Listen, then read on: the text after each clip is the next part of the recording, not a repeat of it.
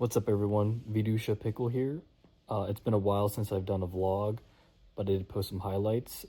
And I drilled for the first time in Raleigh, so I thought I'd vlog it just to go through the things we did, the things I did well, the things I need to work on. I drilled with a guy named Lindsy, super nice guy, really good player, and he also gave me some helpful tips to improve certain aspects of my game. So we're gonna go through different things we did, and I'm gonna show you some clips of it. All right, the first thing we did was just a half-court dinking warm-up where we're dinking the ball around, moving it around, make sure we're moving our feet. An important thing to highlight here is watch Lindsay's footwork and watch my footwork, because I'm barely moving my feet and he's very active with his footwork. And just from reviewing the video, that made me realize I have to be better with my feet, because in games I'm moving it, but clearly I'm not moving it enough.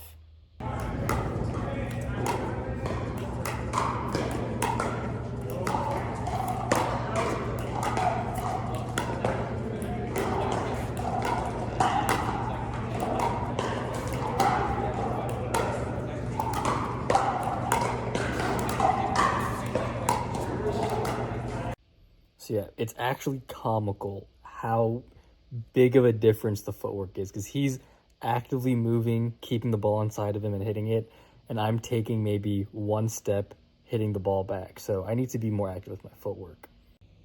The next thing we did was playing the point starting at the kitchen. So one person would feed, the other person would hit it, and then the point was live, and anything goes, including speed ups.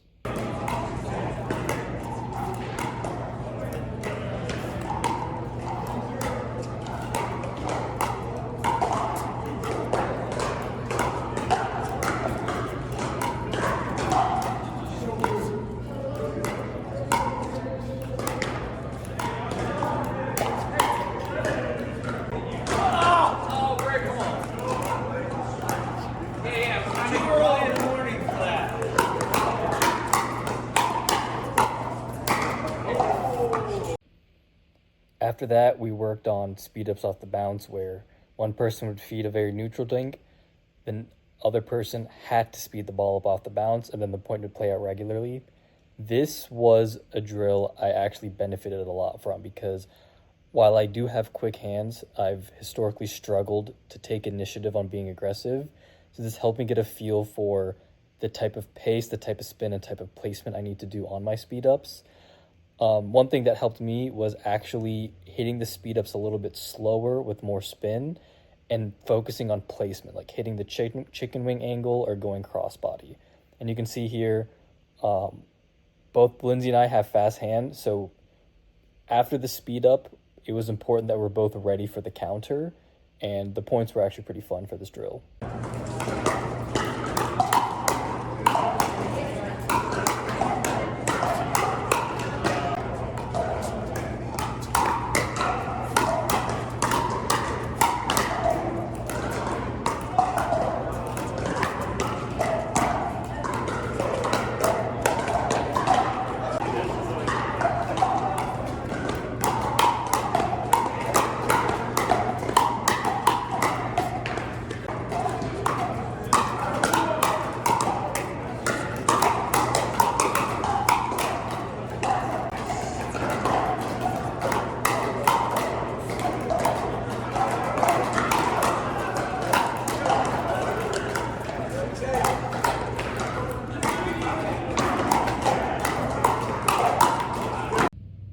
While my speed ups off the bounce improved, I did notice that there are some hands exchanges where I'm stepping back away from the kitchen line when I don't think that's actually beneficial, because then I'm making contact with the ball lower. So I think if I stay up at the kitchen line and continue to play the point, I won't be hitting up as much. I'll have less time to react, but I think I'm fast enough where I don't need that extra time, but that extra cutting off that angle and playing forward will help me in these hand exchanges. The next drill we did was also very beneficial for me, because I need to work on being more aggressive. So what we did was we had one person feeding from the kitchen, one person standing in the transition zone. The feed would have to be between knee height and like chest height, and the first shot from the person in the transition zone had to be an aggressive shot. Then the point would play out as usual. think this was helpful because, again, I'm a very reset heavy player, so learning to pick spots to be more aggressive helps change up my shot selection, makes me less predictable.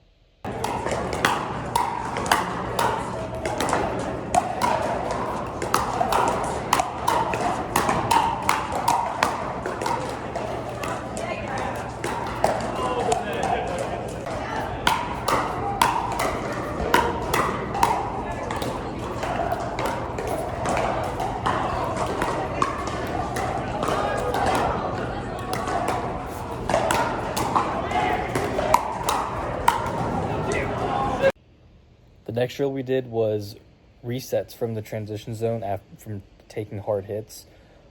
I struggled way more than I thought with this. I consider myself good at mid-court resets. That's like, again, resets are my bread and butter. But for some reason, I just wasn't hitting the ball well. And I think this was actually good. Even though I didn't have good hits during this portion of drilling, I think it was still helpful because it helped me realize it's like there are some areas in the reset game that I still need to work on. And so the clip I'm going to show you is just me absolutely struggling because sometimes it happens.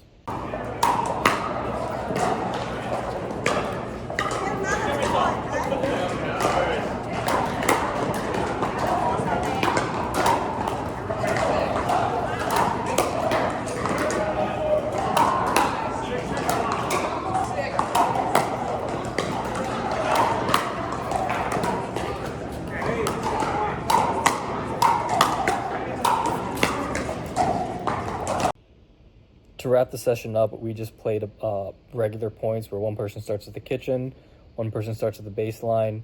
You do a third shot drop or drive, and then play the point out as usual. I think this was a good way to wrap up the drilling session where we got to work on resets, we got to work on dinks, then we got to work on hands.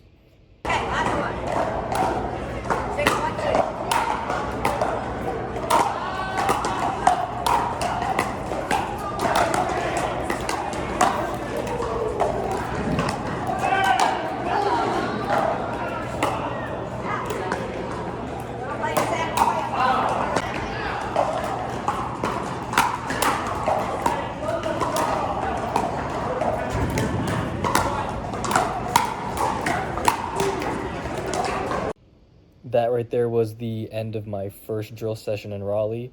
Again, huge shout out to Lindsy. He's a good drill partner because he's super consistent and he was able to give me helpful advice that there's just small things that I didn't think about that he saw.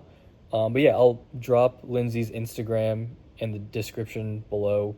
Super cool dude. Love playing with him. Hopefully I'll get to drill and play with him more. Anyways, thanks for watching. Peace.